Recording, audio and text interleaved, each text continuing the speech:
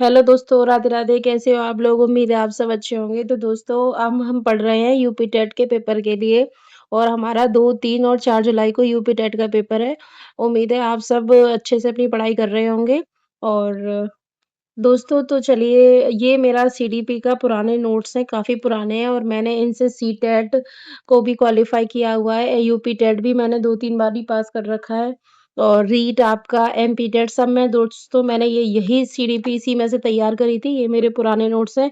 तो अगर आपको वीडियो अच्छा लगे तो प्लीज़ लाइक करिए और इसमें जो कंटेंट है मतलब काफ़ी अच्छा है, मैं नहीं कह रही कि आप इस पे ट्रस्ट करो, बस एक बार आप अगर आपको अच्छा लगता है, तो आप ज़रूर लाइक करना और मैंने तो जितने भी अब तक एग्ज़ाम दिए हैं, सब में सीडीपी यहीं से पढ़ी है, मुझे बाकी कहीं से पढ़ने की ज़रूरत नहीं पड़ी है और इसी में से मेरा बहुत क्वेश्चन सही हो भी जाते हैं, जैसे 30 में से मान के चलें तो 22 से लेके 25 तक मेरे क्वेश्चन इसमें से आराम से फँस जाते हैं, कुछ क्वेश्चन हैं जो रह जाते हैं।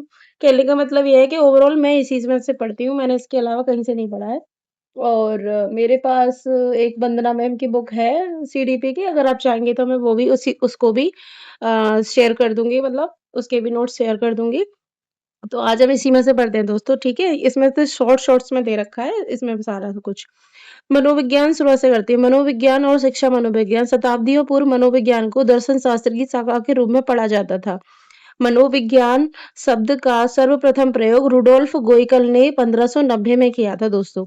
मनोविज्ञान का सर्वप्रथम प्रयोग कब किया था? मनोविज्ञान शब्द का रुडोल्फ गोइकल ने 1590 में किया था। और कहाँ किया था इन्होंने? अपनी पुस्तक साइकोलॉजिया में किया था, ठीक है? अमेरिका में मनोविज्ञान का जनक किसे माना जाता है? अमेरिका में मनोविज्ञान का जनक विलियम जेम्स है। मनोविज्ञान का जनक वैसे पूछा जाए तो अरस्तू है, लेकिन अमेरिका में मनोविज्ञान का जनक विलियम जेम्स है, ठीक है? धीरे-धीरे मनोविज्ञान को परिभाषित करना शुरू कर दिया गया। मनोविज्ञान शब्द अंग्रेजी के साइकोलॉजी शब्द से बना है। साइकोलॉजी यानी कि ग्रीक या लैटिन भाषा के साइके प्लस लोगस। साइके का मतलब होता है आत्मा और लोगस का मतलब होता है अध्ययन करना। तो इसे साइके यानी कि आत्मा, लोगस यानी कि अध्ययन करना। तो यानी कि एक अर्थ क्या हो गया कि आत्मा का अध्ययन करना। आत्मा का अध्ययन करना यानी कि साइके प्लस लोगस से बना है, क्या बना है? साइकोलॉजी। और साइकी और ये लोगोस हैं, ये ग्रीक या लैटिन भाषा के शब्द हैं, ठीक है? या ग्रीक आ जाए क्वेश्चन ऑप्शन में या फिर लैटिन आ जाए, तो ठीक है, आप ये लगा देना। इसी अर्थ के आधार पर 16वीं शताब्दी में प्लेटो, अरस्तू और देकार्टे ने मनोविज्ञान को आत्मा का विज्ञान कहा दोस्तों।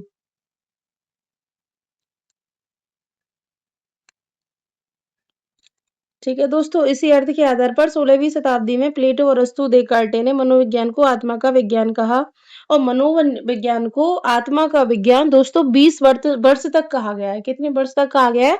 20 वर्ष तक। ये शायद आपको दिख ना रहा हो, मैंने ये पेंसिल से इसमें ऐड कर रखा है कि 16वीं शताब्दी में प्लेटो, अरस्तू और देकार्टे ने मनोविज्ञान को आत्मा का विज्ञान कहा और मनोविज्ञान को 20 वर्षों तक कहा गया है आत्मा का विज्ञान। उसके बाद इस व्याख्या को भी अपूर्ण होने के कारण यह परिभाषा भी अमान्य हो गई। 17वीं शताब्दी में इटली के मनोवैज्ञानिक थे पोम्पोलॉजी और थॉमस रीड। ये 16वीं शताब्दी में आत्मा का विज्ञान कहा गया और इस समय कौन-कौन थे? प्लेटो, अरस्तू और देकार्टे। 17वीं शताब्दी में इटली के मनोवैज्ञानिक पोम्पोलॉजी व थॉमस रीड ने मनोविज्ञान को मन या मस्तिष्क का विज्ञान कहा। मन या मस्तिष्क का। अब आत्मा के बाद क्या कहा गया? मन या मस्तिष्क का विज्ञान। ये कौन सी शताब्दी में कहा गया है? 17वीं शताब्दी में। इटली के मनोवैज्ञानिकों द्वारा पोम्पोलॉजी और थॉमस रीड ने।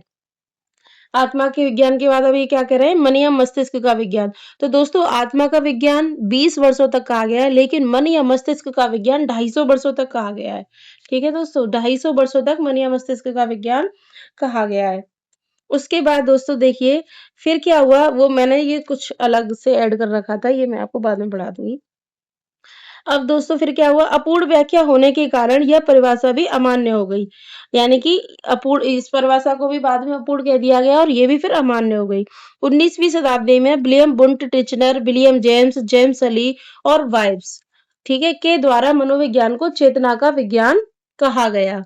यानी कि अब हमने 18वीं शताब्दी की बात इसलिए नहीं करी गई कि 17वीं शताब्दी में मन या मस्तिष्क का विज्ञान कहा गया था, तो वो 250 वर्ष तक कहा गया है दोस्तों, ठीक है? 250 वर्ष तक कहा गया है, इसीलिए हम अब 19वीं शताब्दी में आ गए सीधा। और William Wundt Titchener, William James, James Ali और बाइब्स के द्वारा मनोविज्ञान को चेतना का विज्ञान कहा गया दोस्तों। अब चेतना का जो विज्ञान है, वह 11 वर्ष तक कहा गया है। कितने वर्ष तक कहा गया है चेतना का विज्ञान? 11 वर्ष तक कहा गया है। अपूर्ण व्याख्या होने के कारण यह परिभाषा भी अमान्य हो गई। और अगर कोई पूछे कि ये मनोविज्ञान को चेतना का विज्ञान कब से कब तक कहा गया है, तो 1889 से 1879। और 1890 गलती तक से का में दोस्तों अध्ययन करता है। 1889 बोल दिया स्किनर के मैंने। अनुसार शिक्षा मनोविज्ञान मानवीय व्यवहार का शैक्षणिक परिस्थितियों में अध्ययन करता है। ये किसने कही है? स्किनर ने कही है। स्किनर ने क्या कहा है कि शिक्षा मनोविज्ञान मानवीय व्यवहार का शैक्षणिक परिस्थितियों में क्या कर रहा है? अध्ययन कर रहा है। वहां पे ये अनुभवों की बात कर रहे थे ना, मानव के व्यवहार वो अध्ययन की बात करी थी इन्होंने। अनुभवों का अध्ययन है। यहाँ पे ये कह रहे हैं कि मानव के व्यवहार का शैक्षणिक परिस्थितियों में अध्ययन करना ही क्या है? शिक्षा मनोविज्ञान है। जेम्स ट्रेवर के अनुसार, जेम्स ट्रेवर की बात करें, माफ कीजिएगा दोस्तों, जेम्स ट्रेवर के अनुसार शिक्षा मनोविज्ञान की वह शाखा जिसमें नियम, सिद्धांत, खोज, प्रयोगों के साथ-साथ शिक्षा की शिक्षा की समस्याओं का मनोवैज्ञानिक ढंग से अध्ययन किया जाता है। जेम्स ट्रेवर क्या कह रहे हैं? जेम्स ट्रेवर क्या कह रहे हैं दोस्तों कि शिक्षा मनोविज्ञान की वह शाखा है जिसमें जिसमें नियम, सिद्धांत, खोज और प्रयोगों के साथ-साथ शिक्षा की समस्याओं का मनोवैज्ञानिक ढंग से क्या किया जाता है दोस्तों? अध्ययन किया जाता है। ये जेम्स ट्रेवर ने कही है, ठीक है? तो जेम्स ट्रेवर साहब कह रहे हैं कि शिक्षा मनोविज्ञान की वह शाखा है जिसमें नियम, सिद्धांत, खोज, प्रयोग, चारों चीजों की बात हो रही है। नियम, सिद्धांत, खोज, प्रयोग के साथ-साथ शिक्षा की समस्याओं का मनोवैज्ञानिक ढंग से अध्ययन किया जाता है। वही क्या है? शिक्षा मनोविज्ञान। स्टीफन के अनुसार शिक्षा मनोविज्ञान में बालक के शैक्षिक विकास का व्यवस्थित अध्ययन किया जाता है। स्टीफन क्या कह रहे हैं? स्टीफन के अनुसार शिक्षा मनोविज्ञान में बालक के शैक्षिक विकास का व्यवस्थित अध्ययन किया जाता है, ठीक है? ये किसकी हो गई साहब? स्टीफन साहब की हो गई। स्टीफन जी ने क्या कहा है कि बालक के शैक्षिक विकास का व्यवस्थित अध्ययन किया जाता है। पील के अनुसार, पील का बहुत सिंपल सी है कि यह शिक्षा का विज्ञान है। पील साहब ने कह दिया कि यह शिक्षा का विज्ञान है, ठीक है? आगे बात करते हैं शिक्षा मनोविज्ञान की शिक्षक के लिए उपयोगिता क्या है दोस्तों? शिक्षा मनोविज्ञान की शिक्षक के लिए क्या उपयोगिता है? स्वयं को जानने में सहायक है, बालकों को पहचानने में सहायक है, बालकों के चहुमुखी विकास में सहायक है। सॉरी दोस्तों। शिक्षक का दृष्टिकोण अपना व्यापक बनाने में सहायक है, कक्षा में शैक्षणिक परिस्थितियां उत्पन्न करने में सहायक है ये, और बालकों को अभिप्रेरित करने में सहायक है, बालकों के व्यवहार का अध्ययन करके उसमें परिवर्तन या परिमार्जन करने में भी सहायक है। अब बात करते हैं हम कि शिक्षा मनोविज्ञान की प्रकृति कैसी है। तो शिक्षा मनोविज्ञान की प्रकृति वैज्ञानिक है क्योंकि किसी भी वैज्ञानिक पद्धति में हम इसका अध्ययन कर सकते हैं जिसका निरीक्षण किया जा सके। शिक्षा मनोविज्ञान मानव के व्यवहार का शैक्षणिक परिस्थितियों में अध्ययन करता है। शिक्षा मनोविज्ञान मानव के व्यवहार का मनोवैज्ञानिक पद्धति द्वारा अध्ययन करता है। यह सकारात्मक विज्ञान है। यह शिक्षा के कब, कैसे, कहाँ आदि प्रश्नों की ओर ध्यान केंद्रित करता है और यह अतीत की अपेक्षा वर्तमान से संबंधित है। इसमें नियम, सिद्धांतों का प्रयोग किया जाता है। इसके सिद्धांत सार्वभौमिक होते हैं। इसके द्वारा भविष्यवाणी भी की जा सकती है, यानी कि हम बच्चे को देखकर ये आइडिया लगा सकते हैं कि हमारा बच्चा आगे चल के कैसा बनेगा, किस तरीके का इसका व्यवहार रहेगा, पढ़ने में कैसा होगा, आगे भविष्य में किस तरीके का इसकी संभावना है, किस तरीके के फील्ड में जाने की इसकी संभावना है। तो इस तरीके की हम आकलन कर सकते हैं। अब बात करें कुछ प्रमुख संप्रदायों की, तो प्रमुख संप्रदाय हैं जैसे संरचनावादी संप्रदाय, जिसमें संरचनावादी संप्रदाय विलियम वुंट और टिचनर। कार्यात्मकवादी संप्रदाय के प्रवर्तक थे जॉन डेवी और विलियम जेम्स। साहचर्यवादी संप्रदाय जॉन लॉक। मनोविश्लेषणवादी संप्रदाय के प्रवर्तक हैं फ्रायड। ठीक है दोस्तों, आप देख रहे होंगे मेरे नोट्स की क्या हालत हो रही है दोस्तों। बस कोई नहीं, पर ये पढ़ने में मुझे बहुत अच्छे लगते हैं, बहुत इंटरेस्ट आता है क्योंकि मुझे इससे बाहर हाथ पैर नहीं मारने पड़ते पढ़ने के लिए। मैं इसको पढ़ के जाती हूँ तो मुझे बहुत पॉज़िटिव वाइब्स आती है कि चलो मुझे सब कुछ आता है, याद है।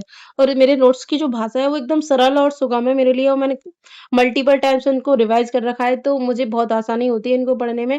और उम्मीद कर रही हूँ कि आपको भी ये बहुत बेनिफिट देंगे और आपका पेपर में मतलब कोई आपको बाहर से कुछ भी ज़्यादा पढ़ने की ज़रूरत नहीं है। हाँ, आप एमसीक्यूज़ लगा सकते हैं, लगाइए आराम से, कोई दिक्कत नहीं है, मैं मना नहीं कर रही हूँ, पर आप ये भी पढ़ सकते हैं, ये भी आपको काफ़ी हेल्पफुल रहेंगे। अब बात करते हैं आगे, अभी हमने बात करी थी जो मनोविश्लेषणवादी संप्रदाय के प्रवर्तक थे, फ्रायड। अब गेस्टाल्टवादी संप्रदाय के प्रवर्तक है पर्दिवल, कोहलर और कोफका। व्यवहारवादी संप्रदाय के वॉटसन, प्रेरकीय संप्रदाय के विलियम मैकडूगल। ठीक है दोस्तों, अब हम कल पढ़ेंगे बाल मनोविज्ञान को। ठीक है, अगला नेक्स्ट टॉपिक हम पढ़ेंगे बाल मनोविज्ञान। तो दोस्तों मिलते हैं अगली वीडियो में। आपको ये वीडियो कैसी लगी, आपको नोट्स कैसे लगे, अगर हेल्पफुल लगे हो तो प्लीज मुझे कमेंट में बताइएगा, और आप किस पेपर की तैयारी कर रहे हैं वो भी मुझे जरूर बताइएगा। तो दोस्तों मिलते हैं अगली वीडियो में, तब तक के लिए राधे राधे।